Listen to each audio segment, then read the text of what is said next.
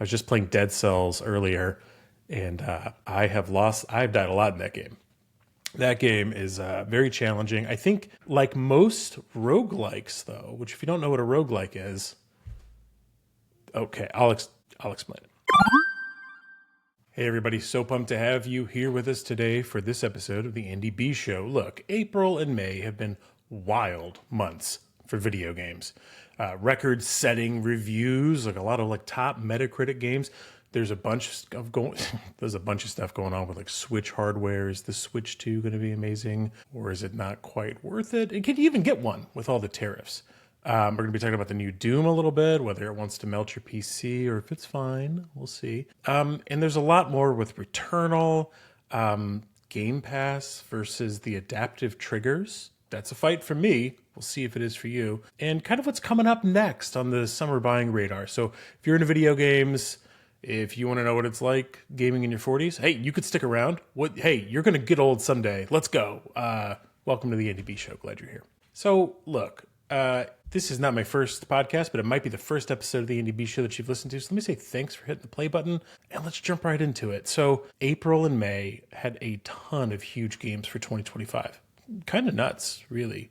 One of the things that's so exciting about kind of like playing games for a long time, since I was a kid, is that you see these ebbs and flows of games, whether it's development cycles or investment cycles. Like sometimes it's not super clear like why you'll have these boom years where some of the best games show up, and then you have years that maybe are a little bit lighter, a little bit weaker.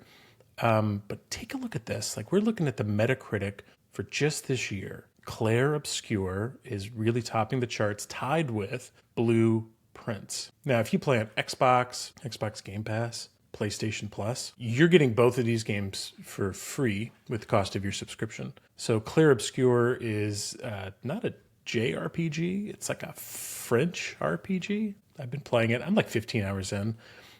And Blueprints is what I think a modern Myst is. And I'd like to spend a couple of minutes on both of these games, but I know there's a lot here. So I'm just going to like run past and say like just a quick glance at some of these games. A couple of them I haven't heard of that just happen to have huge ratings. Like why is the Talos Principle with an 89 if it's like, is that a sequel? The Talos Principle Reawakening? Is it just back again? The Sea of Stars DLC also huge, but if you didn't play Sea of Stars, is it a big deal? But look, huge releases are at the top of this. Kingdom Come 2 Deliverance, huge release, almost a 90 Metascore. The new Monster Hunter, almost a 90 Metascore. And Split Fiction, the sequel to It Takes Two, which me and my 7-year-old are going to finish this summer. She's been asking about it. A ton of huge games, but not from like the big players, right? Not from Activision. We'll talk about Doom in a minute with Microsoft. Not from Microsoft, not the big publishers. Matter of fact, most of these are small, or you can't say they're indie games. Indie implies that there's like a small independent underfunded team that's just grinding it out at night, after their weekend job, kind of like I do on this podcast. By the way, welcome to the Andy B Show. I'm your host, Andrew, at least for this week. We'll see who's doing it next week. But that's this year. Like, what if we took a look at last year? Last year's also interesting. When you take a look at the games that were big in 2024, at least as far as Metacritic goes. Now, Metacritic's not perfect. It's a little bit like, Rotten Tomatoes. If you've got a really good Rotten Tomato score, either audience or critic, there's probably something there, right? Because it just takes enough reviews to really make it happen. The top groups of games from last year's Metacritic, top of the chart, Astrobot. My game of the year for 2024, by the way, Astrobot. Elden Ring, the expansion, is there. Is it Shadow Heart? If I click this link, what's going to happen? Shadow of the Erd Tree. Shows you if I've played it or not. I did play Elden Ring as a digression. I'm learning how to be better at really unforgiving games. For people that have been playing Souls-like games for a long time, Elden Ring's no big deal. You're just like, I've heard people think Elden Ring is actually easier than most of the other games. Metaphor Refantasio's on here. Final Fantasy VII Rebirth is a huge game. Some of these little smaller ones, Satisfactory, finally, I guess it finally came out. They got a review here. Balatro. right? Probably one of the biggest, most addictive games for a lot of people. And there's some remakes, some smaller games in here. Animal Well, pretty tiny game. So the Metacritic kind of bubbles up a lot of games that you might not have heard of, or you might not get advertised to, but they tend to be pretty good. So again, still out of the top 10, which one of these are from a massive, massive publisher? I guess Elden Ring with Bandai Namco and Final Fantasy VII Rebirth with Square are huge, and Metaphor with Atlas. So there's three, and then Sony, for the first time in a long time, probably taking an original up to the top of the Metacritic score. Sony's published games tend to be well reviewed, but they don't have them coming out every year, it feels like. So it's very interesting kind of seeing the different games and how they look and feel over time as regards to Metacritic. Metacritic's not everything, but you look at Clair Obscur, which for me came out of nowhere. I've seen maybe a preview of it, and it is a very French Japanese RPG, and some people are saying it's le JRPG. It has to be a French RPG. That game has an 8-hour-long soundtrack. It's on like Apple Music and Spotify. So if you need to feel a little bit of ennui, a little bit of melancholic beauty during your day, can't recommend 8 hours of Clair Obscur soundtrack enough.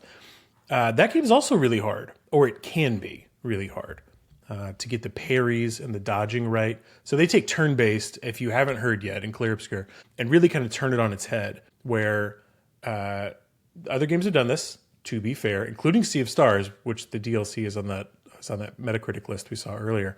The parrying and dodging. So when you're not actively fighting, you've got timing. And when you're actively fighting, there's also timing. So the turns will wait for you. And so you get this breath. You can think about and strategize what you're going to do next. But once the turn starts, whether it's the enemy's turn or yours, there's usually some type of active time battle system where you're either going to block, dodge, or jump, depending on what the enemy's doing, or you're trying to strengthen up your attacks by making them critical hits or applying extra, effects by getting your timing right. So every time you take outside of the basic attack, there's always this a quick time event, I'll have a little countdown coming over the X button, or the A button, I guess. Clair Obscur was free with Game Pass. I got it on PlayStation 5. And it's great there. It's absolutely wonderful. Looks great. PS5 Pro enhanced. I don't know if it matters. It is a stunningly beautiful game. And it's just showed up right in the middle of April. Here it is. Here's one of the best games of the year, probably, at least based on Metacritic. And they've said it's not that large. So, it's only 60 hours. Well, I'm 15, 17 hours in, and it feels big. It still feels big. The amount of map I haven't uncovered in Clair Obscur is pretty wild. So there's a lot to it. Blueprints, though, is not a JRPG. It's not 8 hours of melancholic soundtrack. As a matter of fact, I'm not sure there's a soundtrack at all in Blueprints. If you haven't checked out Blueprints, it's Prince, but it's a double entendre. It means Prince, Prints, because you are using the blueprints to open up new rooms in this castle. You are the grandson of someone that owns this big castle, this chateau on a lake, and it has hidden rooms that change every time. So it is a roguelike game without any combat. And you'll go to one room to the next, and by the time you enter the room, there might be a couple of objects there, maybe a puzzle for you to solve, maybe some type of a boon is in the room. And you have to choose based on what's available to you. If you have a new door in that room, you can open up a new door, and then what's that door going to be? It gives you 3 options. Well, it might be a closet, it might be a hallway, it might be a kitchen. And you start to get used to what objects might be in a closet, a hallway, or a kitchen. And you're filling up this grid to try and get to the end. So it's a little bit of a puzzle. Every room is its own puzzle. Sometimes literally, they have puzzles in the rooms. And then also, how do I get these rooms to connect with my limited amount of choices? So you can re-roll the choices sometimes if you're ending up at a dead end, or you think sometimes you might have collected an object or a collectible of some type that allows you to re-roll the room types when you open up a new door. But once you open up the door, that room becomes whatever you selected, and there's no going back. So you have to kind of choose. You're going to fail. And so the point of the game, like most roguelikes, is to die or restart a bunch. I was just playing Dead Cells earlier, and I've died a lot in that game. That game is very challenging. I think, like most roguelikes, though, which if you don't know what a roguelike is, okay, I'll explain it. if you don't know what a roguelike is, it's a game that you play and then you die.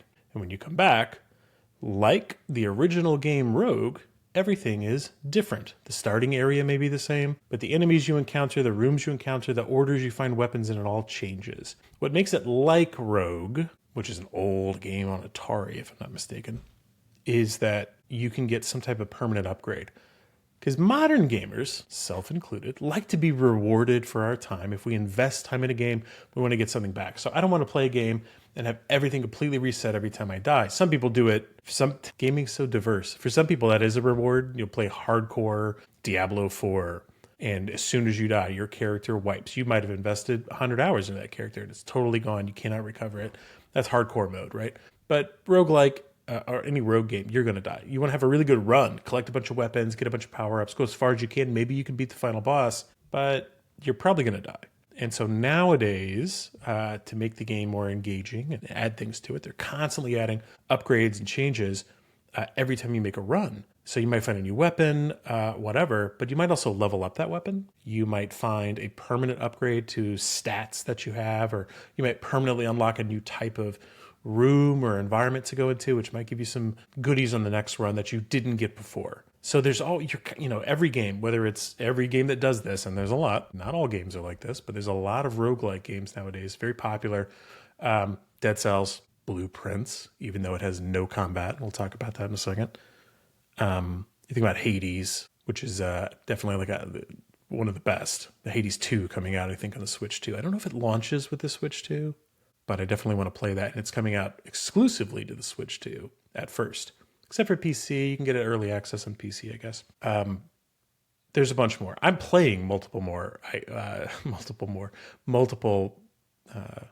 roguelikes right now, and I can't even remember them all. They're very fun because there's a gameplay loop, and even if you lose, you win. You win a little bit more because you bring something with you that you didn't have before. Stat upgrade, new object, new weapon, new way to run through the, new traversal option, something that lets you go further than before. And eventually, when you beat the big bad boss, these games go, well, maybe that wasn't the real, maybe that wasn't the real boss or the final form, or maybe there's levels after this that we lied to you about, and here they are.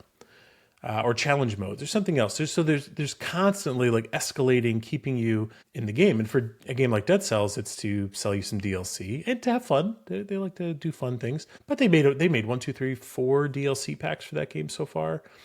Maybe they'll just make a Dead Cells 2 at some point. But they made a lot of DLC packs, including the Return to Castlevania one, which is what I was just playing. And the music in there is jamming. You got to check it out if you haven't seen it. If you like old 8 and 16-bit music, it's really, really cool. So if you don't have combat, what in Blueprints would make you come back? Because you really have to be into what's there. Why is it rated 92 on Metacritic? 92. No combat, which might make you say there's no gameplay, right? So people get upset about certain games, the sequels to which launched in a month by Hideo Kojima, Death Stranding 2. There was complaints about the first Death Stranding, that it was a walking simulator. Because the core of that game is about delivering packages from one place to the other. And so they said, well, I'm just walking around. Like with the core of the game is walking around. It used to be with Hideo Kojima's games, it was combat and stealth and all this story. And it feels like I'm walking around a lot. And it turns out you do walk around a lot in that game. There's a lot more to it, but on the base level, it's a bit of a delivery simulator. It's a bit of a walking simulator. I don't know how you could play it for more than a couple of hours without going, oh, there's this ridiculously nuts sci-fi story. In addition, not to mention style, not to mention building bridges, and other materials that are permanent across the landscape, finding vehicles, there's combat. So if you play the game for more than a couple of hours, you go, okay, there's way, way, way more than it just being a walking simulator, just walking over these huge, large environments in Death Stranding. But in Blueprints, at least as far as I've found, there's no you walk into a room, you look around, you pick up a coin, you pick up a key, pick up a note, a little bit of story, and then you walk to the next door, the next room, and you do it again.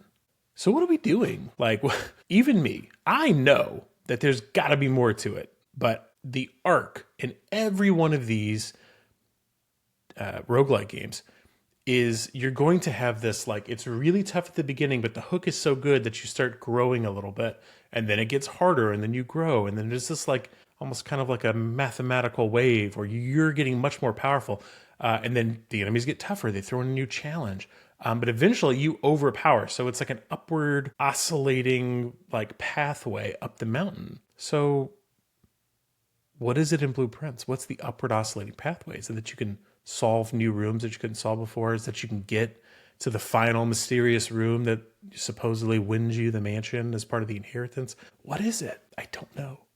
Not only do I not know, and I've put in, I don't know, 5-6 hours. So I'm early. I don't know what. Where is one of my favorite websites? howlongtobeat.com. If you ever wonder, like, how long does it take to get through this game? Great resource out there, free. Been using this for years and years. You could probably pay him money. Okay, if you want to beat the main story in Blueprints, on average, according to howlongtobeat.com, it's 16 and a half hours. Now, I just told you, in roguelikes, the end is not the end. So what's the real end? Well, main plus extra, which is like most of the extra quests and unlocks that people will typically do, it says 30 hours. So if I'm like 6 hours in, I'm only like 20%.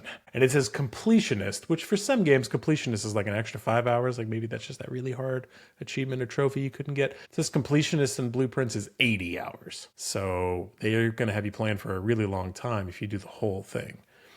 But I can't find where that curve's at. All like 6 hours in, it's flat. In the gameplay, there's no music. There's no like big sound effects. So it's very sleepy. It might be a great podcast game. I hope you're listening to this show while you're playing Blueprints right now.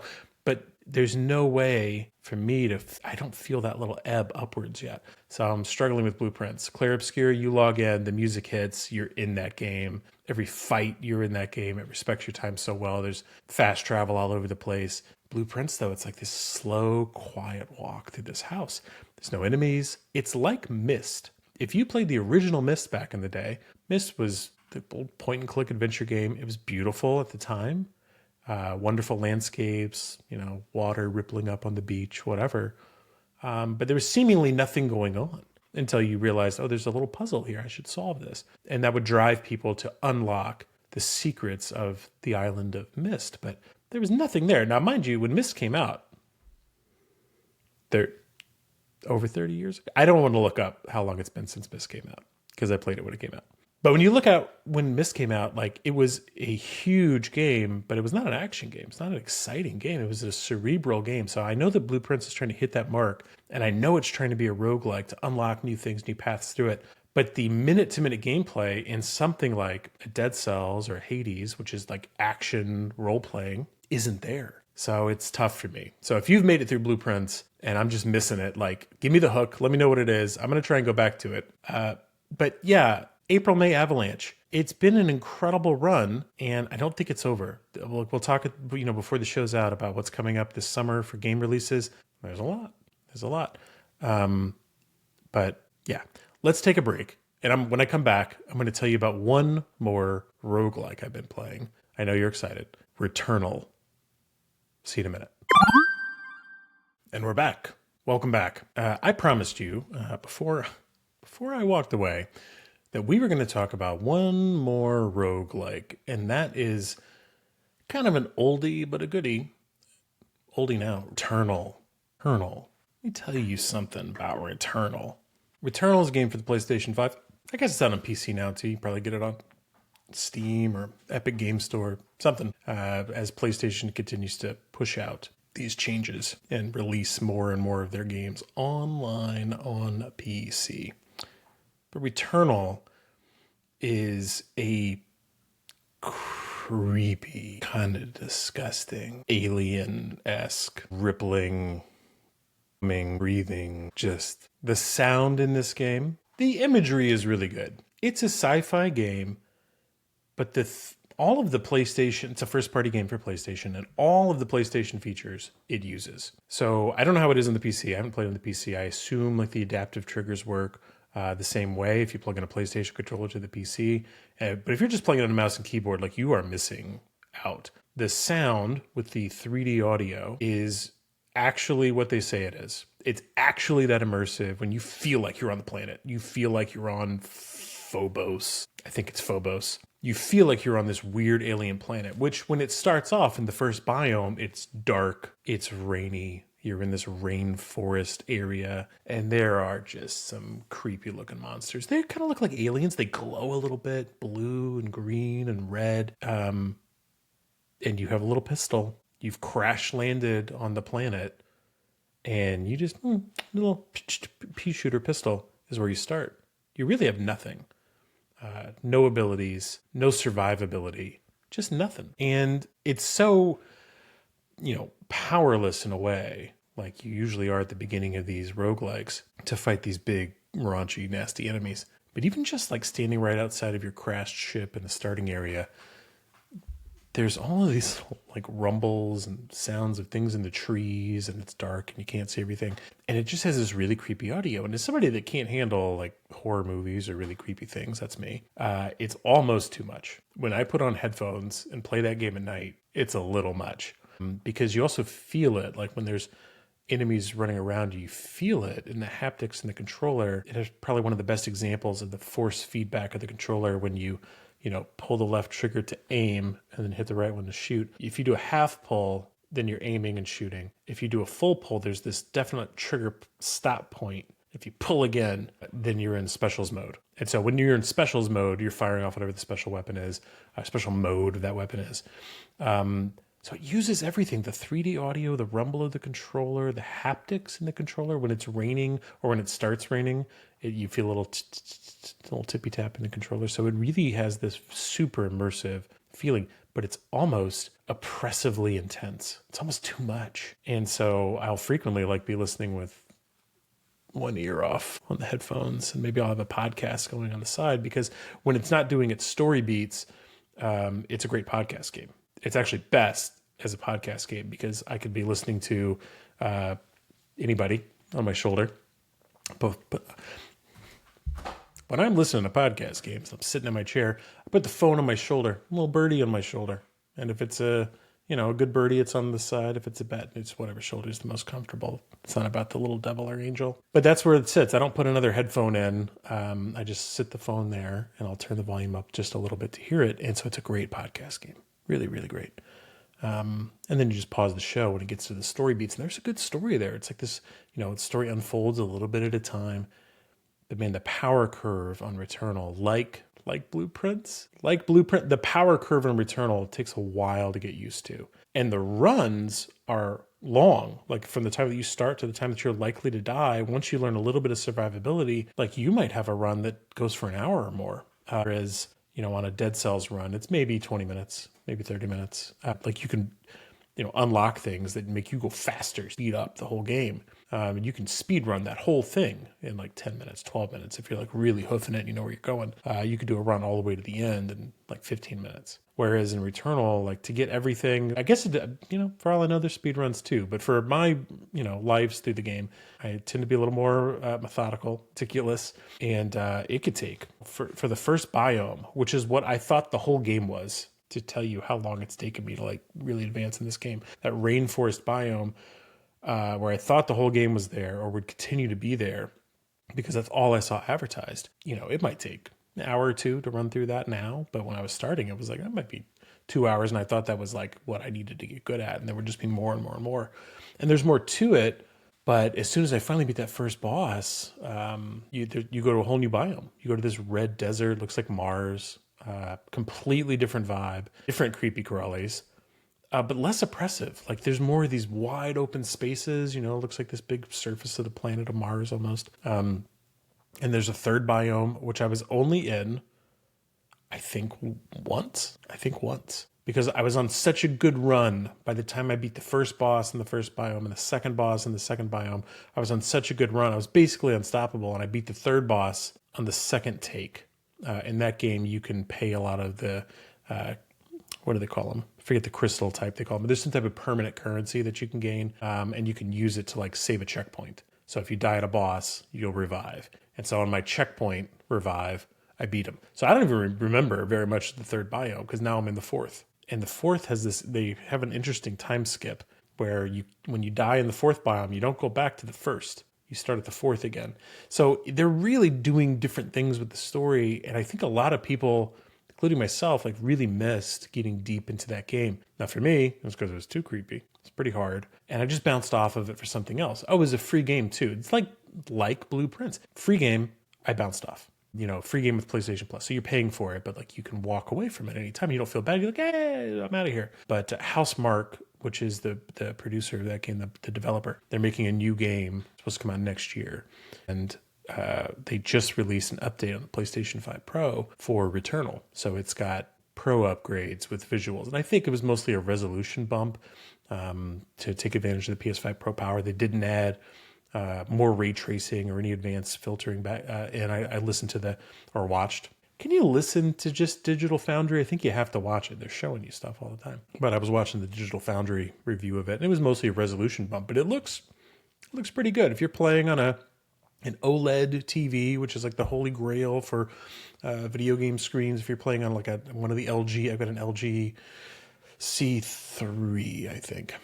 And I can't imagine a better video gaming panel experience.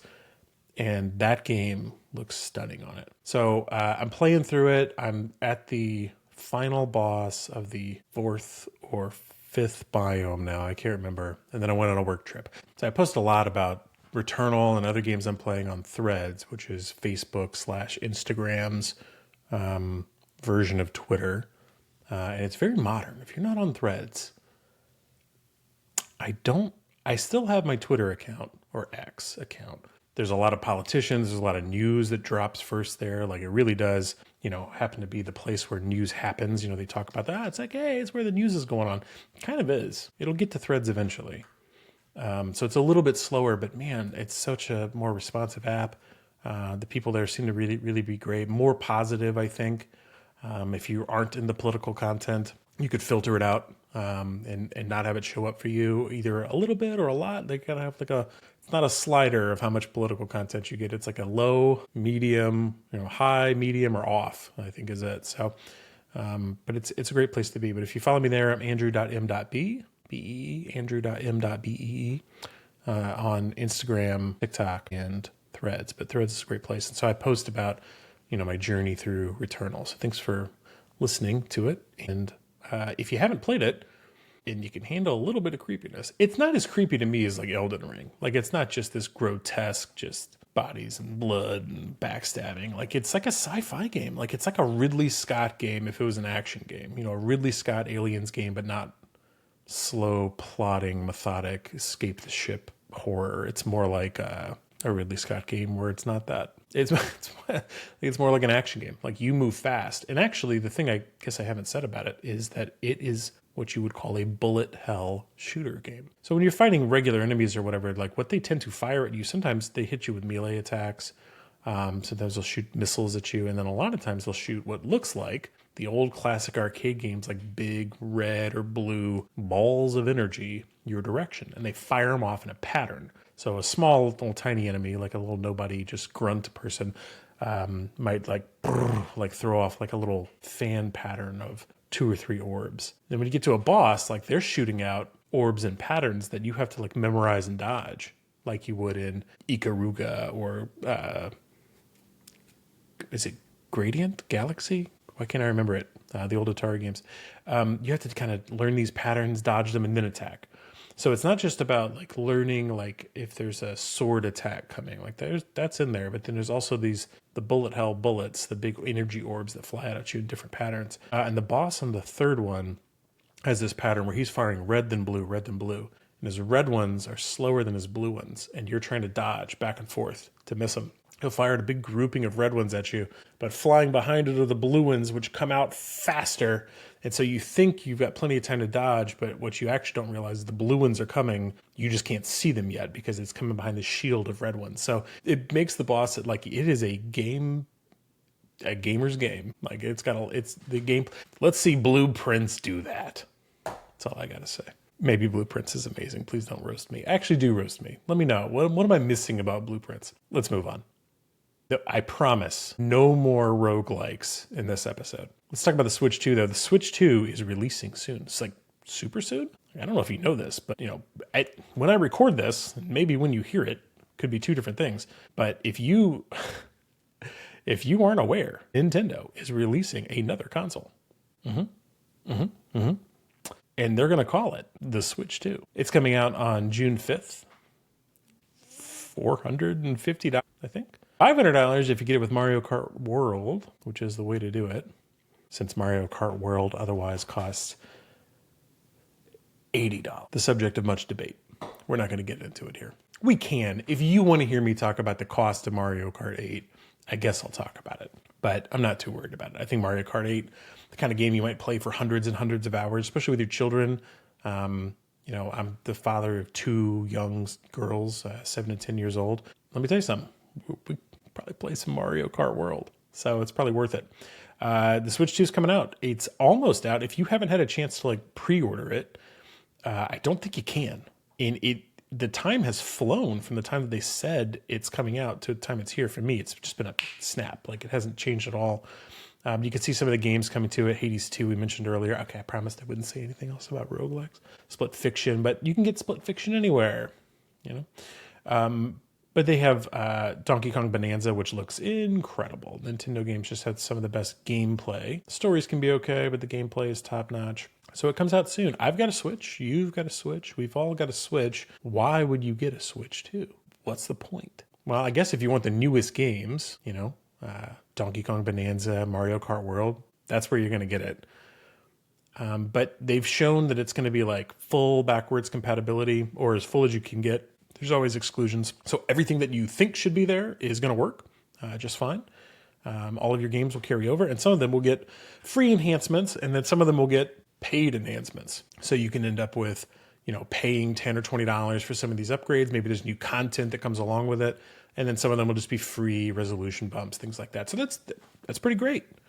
I don't know that I will ever feel comfortable thinking about transferring my Animal Crossing town. I feel like that's the type of danger I don't ever want to get into. So I'll probably keep the old Switch around for I don't know how long. We'll see. And, it's coming. I don't have one. I don't have a Switch 2 pre-order captured. Maybe I'll get there. I don't know. So anyway, folks, I think that's plenty about the Switch 2. If you got a hold of one, let me know. Check it out. Look, if I can pick it up when I get to Costco, that's going to be how I want it to be. I want to be able to roll into Costco and pick it up immediately and not have to fight anybody for one or be up at midnight. Easy. The regular Switch works. We'll see what happens. Only a couple of weeks away. Good luck if you're still looking for one. Let's take a break. Be right back. And welcome back. I promised there were 3 things left that we were going to talk about, and we're going to get to them in quick order. One was Doom. Talk a little bit about that. The next was about the value of Game Pass going on right now. And there's a lot of choices that people have to make when they're thinking, where do I play this game if it's multi-platform? Or where do I invest my time? What platform am I really playing on? And then I said we hit a couple of summer releases. So first, Doom, because it's linked to the rest. The new Doom, The Dark Ages came out. And if you haven't played Doom in a while, here's the deal. Doom 2016, Doom Eternal, now Doom The Dark Ages are all kind of connected story, kind of the same theme thematically, the way that it, the story is unfolding. And there's actually a story. It's more than just, hey, a portal's been opened to hell and here's the Doom guy to close it fast, right? It's a little more than that. Matter of fact, there's a lot of lore in it. And I don't really remember, probably because I never finished Doom 2016, because it just got, I said earlier in the show that really oppressive grumbles and weird, creepy things in the audio. I don't do well with it. I think if I podcasted through or listened, I don't think I could play in podcast. If I listened to a podcast at the same time that I'm playing Doom 2016, I'd probably finish it. But I didn't use that technique. And it's just a little creepy. There's a lot of grumbling and growling and just bad characters, being creepy on purpose in that game. And so, it's a tough one for me to play because I like things to be cozy and nice and easy, but I also like the gameplay challenges and how it unfolds. So bit of a dichotomy. I want it both ways. I want nice Animal Crossing puzzle solving. I also want big, raunchy, nasty gameplay challenges and tough guys to beat. What are you going to do? I can't have it all. or I can, but I just listen to a podcast while I'm playing the really challenging games to even it out. I need something nice and fun going on while I'm playing these really difficult games, is the case. So the new Doom's out. I haven't played it yet, actually, and that leads me to the next thing I'm going to talk about, because Doom Eternal was a game that came out, I think, like 4 or 5 years ago. They had a couple of expansions for it, and the movement is over the top. So if Doom 2016 was run and gun, Doom Eternal was like fly. It was like jump and hook, cross hook. You've got this hook to fly and grab onto things. You got 2 or 3 dashes in the air. Like, you can really cover huge amounts of ground, and they built these big arenas for you to fight in that were just massive, vertically massive, and they give you all these tools to play in it. It's not just that you're falling down, taking fall damage and moving on. Like, you've got the ability to really like launch and whip around these arenas in incredible ways. And then they really expanded the story in a way that I didn't anticipate. Maybe Doom 2016 gets there, but in Doom Eternal, like, all of a sudden you're learning about like not just these archangels, but like this old society that's been around for thousands of years, and they bring you back as the Doom guy whenever things get too bad. We know that, but like, you get to see more of it. You get to see these places where these councils were held, and I'm like, okay, there's actual cutscenes in this game. Pretty sweet. So I'm still playing through Doom Eternal, so I'm not in a rush to do Doom the Dark Ages, except I kind of want to try it. So in a way, like, timeline-wise, it's a prequel. You've got Doom that was released in the year 2016, and then the sequel to that is Doom Eternal happens afterwards. But then we go back in time, game time-wise, for Doom the Dark Ages. In Doom the Dark Ages, they say the pitch is not run and gun, but stand and fight. So it looks like it's going to move a little bit slower. It looks like a slower game where you have a shield, and you're going to parry attacks. Okay. Like, probably awesome.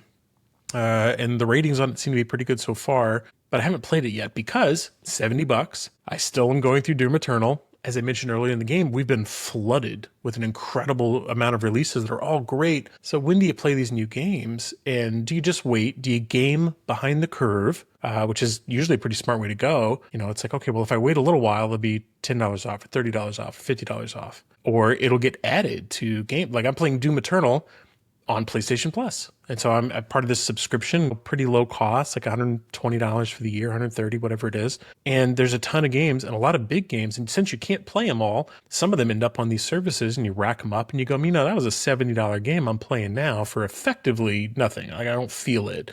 But if I want to play the brand new one, it's $70. That's a lot of dough if you're if you just want to check it out so you can see what everybody's talking about. But because Microsoft is still putting out their first-party games on Game Pass Ultra, Premium, Ultimate, whatever their $20 a month is, $15 or $20 a month service is, their premium service, you can go play Doom the Dark Ages right now if you own a PC that can handle it. And Doom the Dark Ages has forced ray tracing. So it is putting out, it's connecting with some folks on Threads. You can follow me on Threads at andrew.m.b. about how they had a 1080 Ti graphics card, but it can't handle the ray tracing, just doesn't do it. Like, ray tracing wasn't a thing back then. So if you have a game with forced ray tracing, it's like, oh, that's it. I'm out. I can't play it.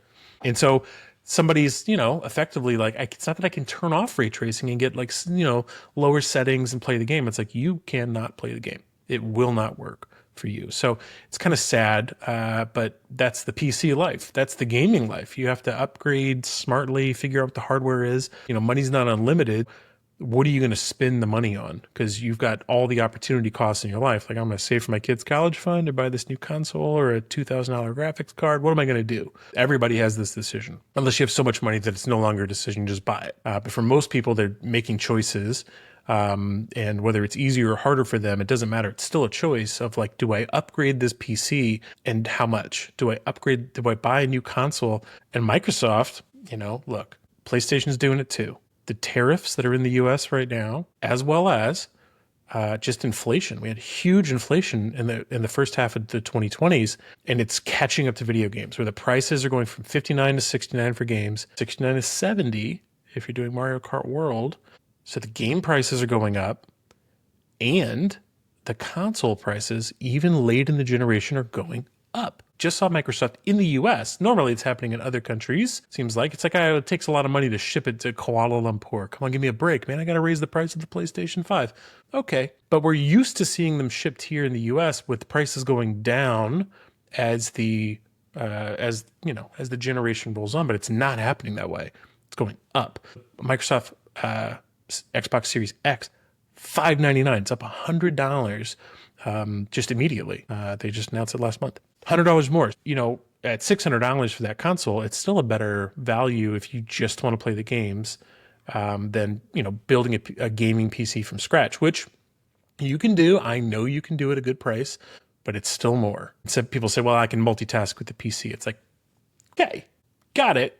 There's a total dollar and cents thing here, which is like if you're going to spend $1,500 for a good machine, which seems like the kind of the lowest I'd probably want to get into based on PCPartsPicker.com that I've seen some of the builds out there. 1,500 is kind of the entry level. 2,000 seems like where you'd want it to be. 600 seems pretty good as like a flat cost, you know, 2,000 or $600. So if you already have a PC, if you already have an Xbox Series S or X, you can go play Doom: The Dark Ages just by buying Game Pass.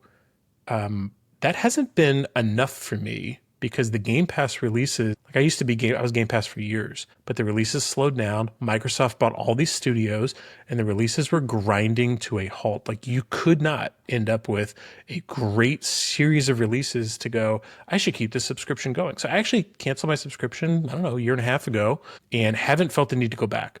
And the reason why is because it's not enough games piled up. And eventually those games we're finding them coming over to PlayStation, sometimes 3 months later, sometimes 6 months later, or a year later. I have the console. I got both. But I'm finding myself playing these Microsoft published games because they've really turned into a publisher. They still make the consoles, no doubt. But they're probably one of the biggest publishers in the world right now, except for maybe Take-Two. And that may only be by dollars. Like by the amount of games that they could push at them, they might be bigger than Take-Two right now. But the release schedule has been so just anemic, just so slow. It's like, well, why, you know, I'm not going to pay for it. So that it led me to playing on PlayStation, catching up on some of these games I missed on PlayStation. I kind of ebb and flow back and forth. You know, there was a lot of Microsoft games coming out for a while. I was playing Destiny 2 there. Bunch of other games were happening on Microsoft. I had a big friends list there. So if I was going to play, you know, Diablo 4 with somebody, it might be there. But now with crossplay, like you can play a lot of big games that implement crossplay now wherever you want and meet up with your friends wherever they are, which is beautiful. I want to see every game do that has multiplayer. But I found myself playing a lot more on PlayStation. Guess what? Turns out, as a latecomer to really playing most of my games on PlayStation, that PlayStation 5, the adaptive controllers that I was talking about earlier, the haptics and the adaptive pushback on the controller triggers, plus the 3D audio is so immersive. It actually is a differentiator for me from playing on Xbox to where I'm like, if I have a multi-platform game and it's like a really nice one, I kind of want to wait for it to come on the PlayStation, or if it's multi-platform and it's releasing on both, kind of want to buy it on PlayStation. I like the trophy system a little bit better than achievements. I got a lot of achievements. I've been around the block. I'm not a hater on Microsoft. I've played every Microsoft console as my primary console for the last 20 years. Well, really since 2001. Oh God, 24 years. But the last year or so, it's been PlayStation primary. And the adaptive triggers are actually a huge reason why. So even though I could have gone over to Xbox Game Pass and played Clair Obscur Expedition 33 for just the cost of the Game Pass subscription, and it's a, you know, a B-priced game. It's like $39, $49. It's not $70. It ain't $80. It's like $39 or $49. I can't remember which. I bought it on PlayStation.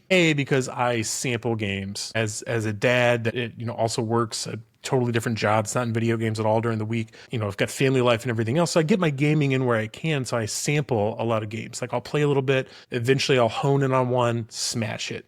But I'll play a ton of games and not finish a bunch. And it doesn't bother me, but it means I'm sampling a lot. So you're going to get a better sampling if you have access to these subscriptions. But if I'm going to buy a new game that I know I want to beat, I'm probably going to end up just purchasing it outright. Because keeping the subscription up just for the purpose of playing that game feels bad. Like I do not like it. Because there's pressure to play it, and I like to sample and see what else is out there and try different games.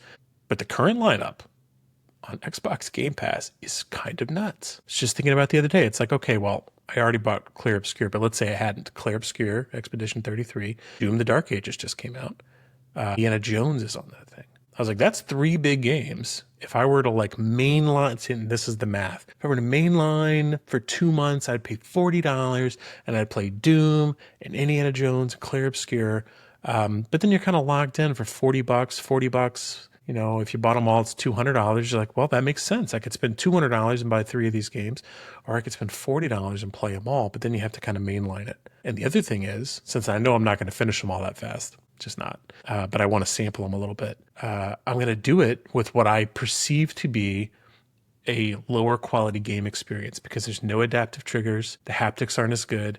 The 3D audio is not as good. So if playing the game is the best experience and the graphics actually are better on the PlayStation 5 Pro, now you could say, well, if you have a PC, all bets are off, right? But I don't have a massive gaming PC right now. I have a really solid Mac, so I can play Civilization 7, and it's good, I think. But I don't have a massive $2,000 gaming PC. And even if you did, you have a third layer of like, are all the games there? But at least all the ones in Game Pass typically are, but not always. Anyway, these are the machinations that a lot of people are thinking through when they're wondering, like, where do I get the best value for my buck? Am I enjoying the game? Am I spending too much money on these games? Like, what's the right value through it? There's always games for me that just bust through and they go, I don't care that it's new or that I'm buying it outright. I just have to play it on day one. I have to play it. Those games are fun. It's wonderful to have those. But there's only a few of those every year. And the rest of the time, it's like, well, what am I going through? What am I playing? And am I min-maxing this subscription to make sure I can try it all? But as a sampler, I will tell you, as somebody who samples a lot of games, I think I am going to plug in my Xbox, pay my $20, sample Doom the Dark Ages a little bit. Maybe I'll play through Indiana Jones, you know, and see what's out there on Game Pass and then unsubscribe. That's probably where I'm at. I'm probably going to do that for a run because I really want to play those games or see them.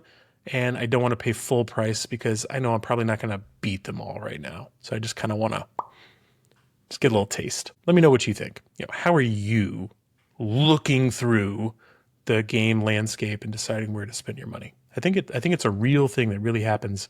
Everybody's doing it every day. All right, last thing for today, we're going to talk about the games that are coming up. I mentioned, like, hey, we already have a ton of games, so many games. Don't even know what to do with them all.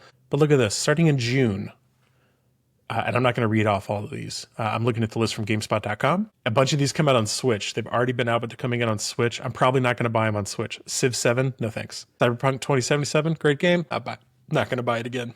But for people who haven't played them, like, imagine you haven't been on anything but a Switch for the past 7 years. It'd be your first opportunity to play Cyberpunk. Pretty sweet. Hogwarts, same way. Hitman, same thing. Definitely want to get into Mario Kart World. Looking forward to that. I will pay my $10 for the Nintendo Switch 2 Welcome Tour. I'm sure it's very cute. Some of these, look, they're listing them. The Legend of Zelda Breath of the Wild and Tears of the Kingdom for Switch 2. It's not new versions of the game.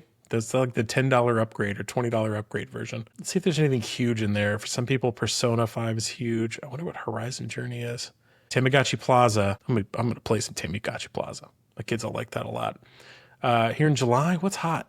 Tony Hawk Pro Skater 3 and 4 coming back around. I like this one. Super Mario Party Jamboree. They're releasing a big update with a bunch of new content for it for the Switch. Probably check that one out. Looks like kind of a slow summer though, right? Did everybody hit everything up already that's big?